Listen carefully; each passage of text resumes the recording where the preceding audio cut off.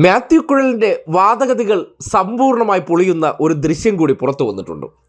ചെറുതായിട്ട് ആ പരിപാടിയിലൊന്ന് പങ്കെടുത്തിട്ട് പോയിട്ടേ ഉള്ളൂ, അല്ലാതെ എനിക്ക് വലിയ ബന്ധമൊന്നുമില്ല. പക്ഷേ അന്വേഷണ ഉദ്യോഗസ്ഥർക്ക് മുന്നിൽ മാസപ്പടിയായിട്ട് 7 ലക്ഷം രൂപ കൊടുത്തു എന്ന് അദ്ദേഹം മൊഴി നൽകി. എന്നിട്ട് കോടതി ചെന്നത് 1 രൂപ പോലും കൊടുത്തിട്ടില്ല എന്നാണ് പുതിയ മൊഴി. സ്വാഭാവികമായിട്ടത് ശരിയാണെന്ന് വേണം അനുമാനിക്കാൻ. കാര്യം 1 രൂപ പോലും നേരിട്ട് കയ്യിൽ കൊടുത്തിട്ടില്ല, മൊത്തം കുഴലായിട്ടാണ് കൊടുത്തത്. എല്ലാം കുഴൽ വഴിയുള്ള പരിപാടിയാണല്ലോ.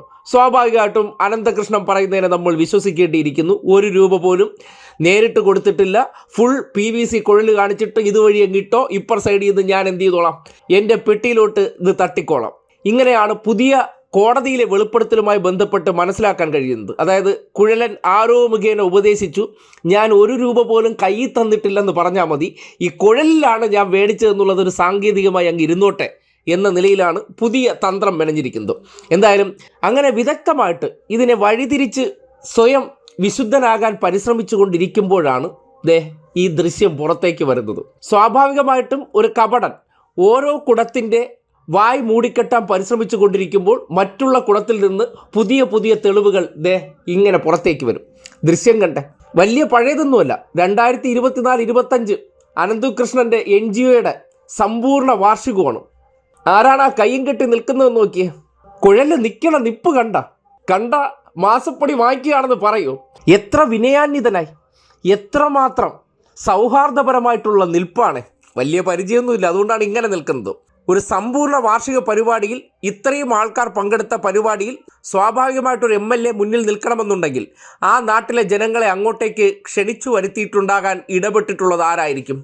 അതിന് ഫീസ് കൊടുക്കണ്ടേ? കോൺഗ്രസ്സുകാരാണ്, അറിയാലോ. എന്ത് കാര്യത്തിനും കട്ടിക്ക് തടഞ്ഞാൽ മാത്രമേ അതിൽ ചെന്ന് തല വയ്ക്കത്തുള്ളൂ. ഏത് വിഷയം വന്നാലും ഇതിൽ നമുക്കെന്ത് കിട്ടും, ഇതാണല്ലോ നോട്ടം. അങ്ങനെയാണ് പുതിയ ദൃശ്യം വീണ്ടും PVC കുഴലിനെ ചതിച്ചത്. വാക്കുകൊണ്ട് പുറത്ത് 1 രൂപ പോലും കൊടുത്തിട്ടില്ല എന്നൊക്കെ പറഞ്ഞാൽ മതി. കുഴലിന് വാങ്ങിച്ച കാര്യം നമുക്ക് അണ്ടർഗ്രൗണ്ടിൽ കൂടെ അതിനെ നമുക്ക് വെളുപ്പിച്ചെടുക്കാം. ഈ തന്ത്രമാണ് മൂവാറ്റുപുഴയിൽ സംഘടിപ്പിച്ച സമ്പൂർണ്ണ പരിപാടിയിൽ ജനങ്ങളെ കൂടുതൽ കബളിപ്പിക്കാൻ വേണ്ടി ഒരു മികച്ച കഥാപാത്രം കുഴലൻ കെട്ടിയാടി എന്ന് തെളിയിക്കുന്ന ഈ ദൃശ്യം പുറത്തേക്ക് വന്നത്. ഈ പരിപാടിയുമായി ബന്ധപ്പെട്ട് ജനങ്ങളോട് ഇവർ വാക്കാൽ കൊടുത്ത പല ഉറപ്പുകളുമാണ് അവരെ വഞ്ചിക്കപ്പെടാൻ അവസരമൊരുക്കിയത്.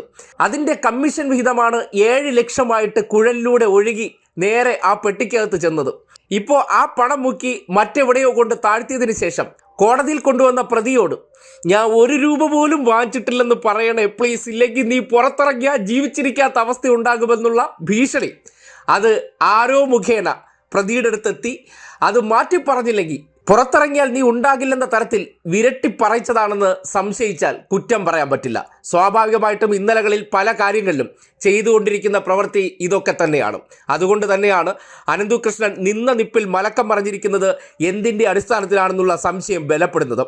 നേരത്തെ 7 ലക്ഷം രൂപ അത് ബൈ ഹാൻഡായിട്ട് വേണമെന്ന് അന്വേഷണ ഉദ്യോഗസ്ഥർക്ക് മുന്നിൽ മൊഴി കൊടുത്ത അനന്തകൃഷ്ണൻ രാവിലെ 11 മണിക്കുള്ള കുഴലിൻ്റെ വാർത്താ സമ്മേളനത്തിന് ശേഷം നിന്ന നിപ്പാലെ മലക്കം മറിയണമെന്നുണ്ടെങ്കിൽ ആ ഗന്ധർവ സെറ്റപ്പ് എന്താണെന്ന് നാട്ടുകാർക്ക് അറിയേണ്ടിയിരിക്കുന്നു. അതിനെക്കുറിച്ചും അന്വേഷണം നടത്തേണ്ടിയിരിക്കുന്നു. എന്തായാലും പുതിയ ദൃശ്യം പുറത്തു വന്നതോടുകൂടി ആ ന്യായീകരിച്ച് മെഴുകൽ ഒരു പരിധിവരെ റദ്ദാക്കപ്പെട്ടു എന്ന് വേണം മനസ്സിലാക്കാൻ. ആ ദൃശ്യത്തിൽ തന്നെ തെളിയിക്കുന്നുണ്ട് ആൾക്കാരെ കബളിപ്പിക്കാൻ അനന്തകൃഷ്ണന് വേണ്ട ഭൗതിക സാഹചര്യങ്ങൾ അത് സാന്നിധ്യം കൊണ്ട് ഒരുക്കി കൊടുത്തതിൽ MLAക്ക് പങ്കുണ്ട്.